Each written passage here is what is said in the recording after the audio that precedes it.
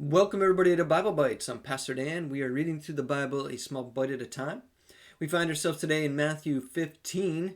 We're going to begin here in verse 29. We'll finish the chapter today.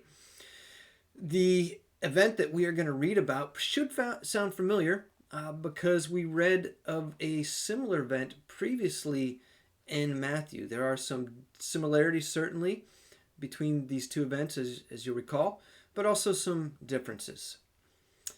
Jesus left there and went along the Sea of Galilee, where he did so much ministry. This would be the western shore, yes, of the Sea of Galilee.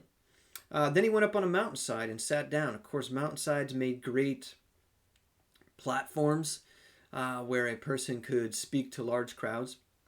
And that's exactly what happens here. It says great crowds came to him. I love Mark's perspective of this, or how Mark words this, because he records this same event in his gospel. And he says something to the effect of, like, once again, a large crowd gathered around Jesus. And we'll find out the number of the crowd at the end here.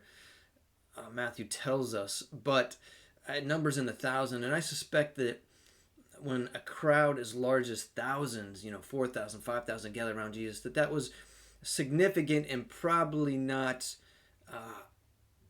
that was above the average number of people that would gather around Jesus. He was certainly used to crowds, but I suspect that 4,000 to 5,000 is pretty significant, pretty large, and that's why Matthew or Mark rather would say, well, once again, this large crowd and gathered around him.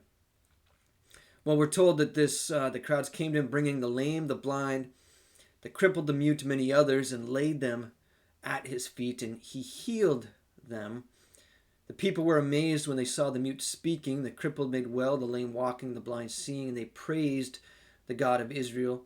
That is, of course, the purpose of the miracles, the healing that Jesus did. It was to point people to God.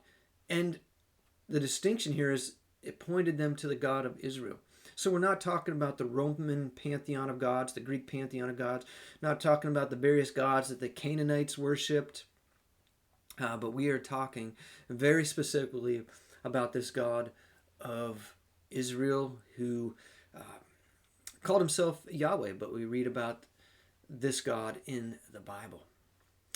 And yeah, the miracles were a testimony, literally like a witness of the fact that Jesus was from God, that what he spoke was from God.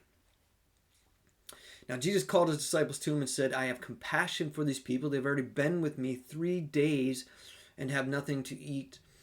So for 3 days, Jesus has been teaching on this mountainside. Now, surely some people have come, some have gone, but many are hanging out, like they're hanging on the very words that Jesus is speaking, amazed by the miracles. If indeed Jesus is from God, what he's saying is from God, hey, let's stay in here. Let's be in the presence of what God is doing. I want to be a part of that. No doubt at least some people had that same mentality. So Jesus says they've already been with me 3 days. He says, I don't want to send them away hungry where they may collapse on the way. So fasting was very common in this day. Going 3 days without food was not really abnormal. Now that seems hard to us. We're like, I couldn't go 3 days, and I probably couldn't. But fasting was not abnormal. In fact, many of the Jewish sacred days required fasting. So people, I think that's not an exaggeration. People were going 3 days without food here. So Jesus' disciples answered, where could we get enough bread in this remote place to feed such a crowd? Now, the disciples watched Jesus feed a large crowd before. At least it's recorded once before. Previously, we read about it in Matthew. This is a different scenario, but the disciples got to be thinking, well, who knows? I would imagine they were thinking, what's Jesus going to do here? Is he going to, perform another miracle, take what's insignificant and make it significant? However, I know that no matter what amount of miracles is done, the next time we face a challenge in our lives, our tendency is to try to figure it out ourselves or to doubt. Our first reaction is generally not to seek God. So the disciples answered, well, where can we get enough bread in this remote place to feed such a crowd? So, they're thinking about, well, how can we accomplish this? Jesus asked, how many loaves do you have? 7, they replied, and a few small fish. So he told the crowd to sit down on the ground. Then he took 7 loaves and the fish, and when he had given thanks, he broke them, gave them to the disciples, and they in turn to the people. Jesus, of course, is acknowledging, even by giving thanks, that their provision comes from God. So they all ate and were satisfied. They were satisfied physically. Their hunger was satisfied. Of course, spiritually speaking, many were also satisfied. They were hearing words of life, and they were hearing truth. And we know that often when the crowds heard the words of Jesus, when they heard what God was wanting to share with them, they were amazed. Many, no doubt, overcome with joy. And so, spiritually speaking, as God was coming to them, they were satisfied too. Afterwards, the disciples picked up 7 basketfuls of broken pieces that were left over. The number of those who ate was 4,000 men, besides women and children. So there we get a grasp of the number of people in the crowd. Not an exact number, only the men were counted.